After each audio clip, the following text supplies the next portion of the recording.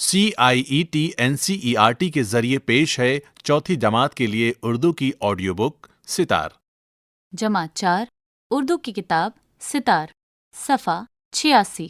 صفحے کی بائیں طرف ایک QR کوڈ دیا ہے جس کو سکین کر کے آپ اس سبق سے متعلق مزید وسائل حاصل کر سکتے ہیں۔ نظم کا عنوان ہے دریا کنارے چاندنی۔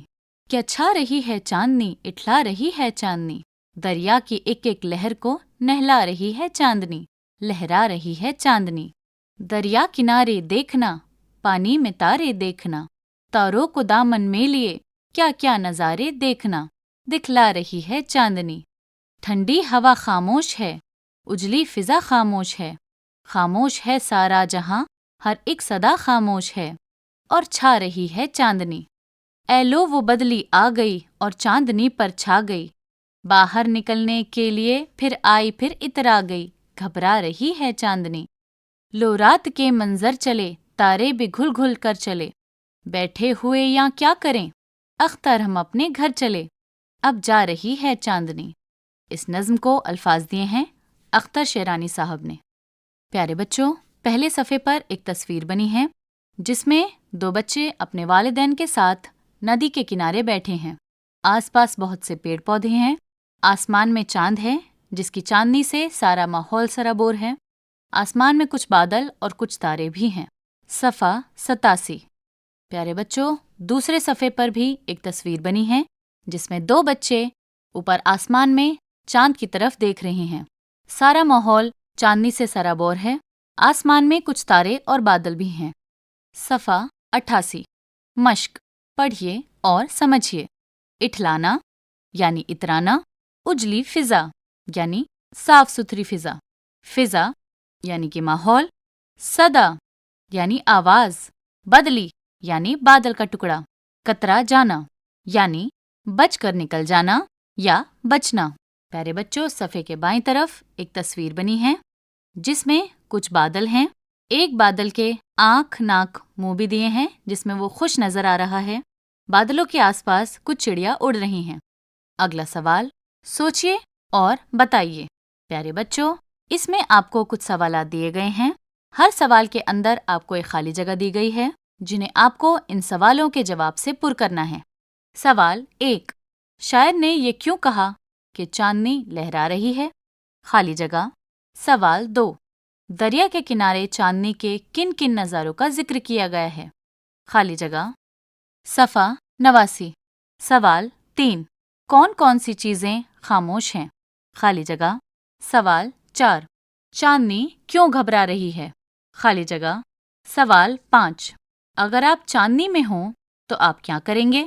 خالی جگہ۔ اگلا سوال، مثال کے مطابق لفظوں کے آخری حرف کو ہٹا کر پڑھیے اور لکھیے۔ پیارے بچوں، اس میں آپ کو ایک ٹیبل دی گئی ہے۔ ٹیبل میں 2 کالم دیے گئے ہیں۔ پہلے کالم میں کچھ لفظ دیے گئے ہیں، دوسرے کالم میں آپ کو ان لفظوں کے آخری حرف کو ہٹا کر لکھنا ہے۔ ایک آپ کو آسانی کے لیے مثال کے طور پر دیا گیا ہے۔ مثال، دریا، جواب ہے دری۔ پیارے بچوں، باقی کے الفاظ ہیں پانی، دامن، صدا، بدلی، تارے۔ اگلا سوال، مثال کے مطابق درج ذیل لفظوں کے متضاد لکھیے۔ الفاظ متضاد۔ پیارے بچوں، اس کے اندر آپ کو ایک ٹیبل دی گئی ہے۔ ٹیبل میں 2 کالم ہیں۔ پہلے کالم میں الفاظ دیے گئے ہیں، دوسرے کالم میں آپ کو ان الفاظ کے متضاد کو لکھنا ہے۔ پہلا آپ کی آسانی کے لیے مثال کے طور پر دیا گیا ہے۔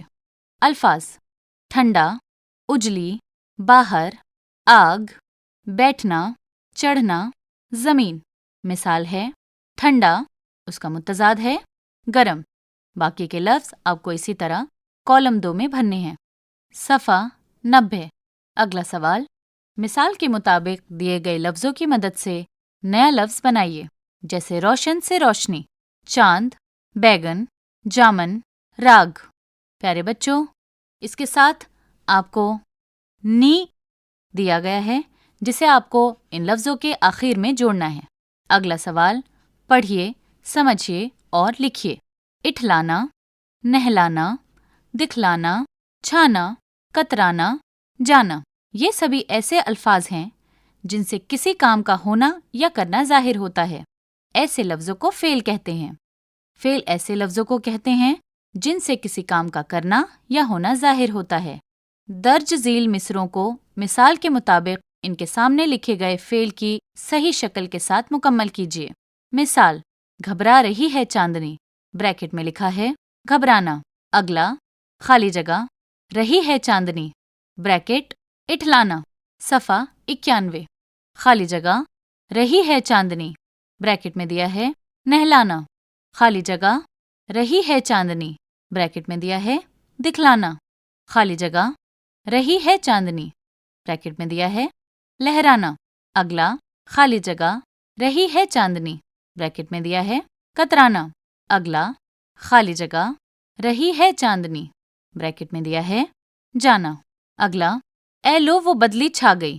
یہاں اے لو یہ ان لفظوں میں سے ہے جو اس زبان کے بولنے والوں کے کثرت استعمال کی وجہ سے عام بول چال میں استعمال کیا جاتا ہے۔ ایسے الفاظ روزمرہ کہلاتے ہیں، جیسے آئے دن، دن بدن، روز بروز، کبھی کبھار وغیرہ۔ آپ بھی روزمرہ کے کچھ لفظ معلوم کر کے لکھیے۔ پیارے بچوں، اس کے اندر آپ کو کچھ خالی جگہ دی گئی ہیں جسے آپ کو روزمرہ کے کچھ لفظوں کے ساتھ مکمل کرنا ہے۔ صفحہ 92، درج ذیل میں خط کشیدہ لفظوں کو غور سے پڑھیے۔ خاموش ہے سارا جہاں، ہر ایک صدا خاموش ہے، اس پہ رکھے خدا اپنی رحمت صدا۔ پیارے بچوں، خط کشیدہ الفاظ ہیں صدا اور صدا۔ پہلا صدا صاد سے ہے، دوسرا صدا سین سے ہے۔ ان مثالوں میں صدا اور صدا دونوں ایک ہی آواز کے لفظ ہیں، لیکن دونوں لفظوں کا املا اور معنی مفہوم الگ ہیں۔ صدا کے معنی ہے آواز، جو کہ صاد سے شروع ہوتا ہے، اور صدا کے معنی ہے ہمیشہ، جو کہ سین سے شروع ہوتا ہے۔ ایسے دو لفظ جو آواز کے لحاظ سے ایک جیسے ہوں انہیں ہم آواز لفظ کہتے ہیں۔ لطیفہ یا چٹکلا: ایک صاحب تیرنا سیکھنے تالاب میں اترے، لیکن بدقسمتی سے آپ کا پیر پھسل گیا اور 2-3 غوطے کھا گئے۔ بس باہر آ کر بولے، قسم خدا کی، جب تک تیرنا نہ سیکھ لوں گا تب تک تالاب کے اندر ہرگز کبھی پیر نہ دھروں گا۔ صفحہ 93 کیجیے۔ تصویر میں جو منظر دکھایا گیا ہے اس کے بارے میں چند جملے لکھیے۔ پیارے بچوں، اس کے اندر ایک تصویر بنی ہے جس میں ایک تالاب ہے۔ تالاب کے آس پاس کچھ پیڑ پودے ہیں، گھاس اگ رہی ہے، آسمان میں چمکتا ہوا چاند ہے، کچھ بادل ہیں اور آسمان ستاروں سے پوری طرح بھرا ہوا ہے۔ آپ کو اس منظر کے بارے میں سننے کے بعد اپنے الفاظ میں اسے ظاہر کرنا ہے۔ اساتذہ کے لیے ہدایت: اس نظم کی مناسبت سے اساتذہ طلبہ سے کوئی اور نظم تلاش کر کے لانے کے لیے کہہ سکتے ہیں جس میں کوئی دلچسپ منظر بیان کیا گیا ہو۔ بچوں سے اس نظم کے کسی ایک پسندیدہ بند سے متعلق اظہار خیال کرنے کے لیے بھی کہا جا سکتا ہے۔ دریا کنارے بیٹھ کر بچے کیا کیا نظارے دیکھتے ہیں، اس پر ان سے کلاس روم میں گفتگو کرائی جا سکتی ہے۔ پیارے بچوں، یہ سبق یہاں پر مکمل ہوتا ہے۔ ابھی آپ سن رہے تھے چوتھی جماعت کے لیے اردو کی آڈیو بک ستار۔ ساؤنڈ ریکارڈسٹ ویریندر راوت، فنکار ریحانہ قریشی، سمپادن محمد شمیم خان، ہدایت اور تخلیق کار وملیش چودھری۔ یہ کتاب CIET NCERT نئی دلی، بھارت کے ذریعے پیش کی گئی۔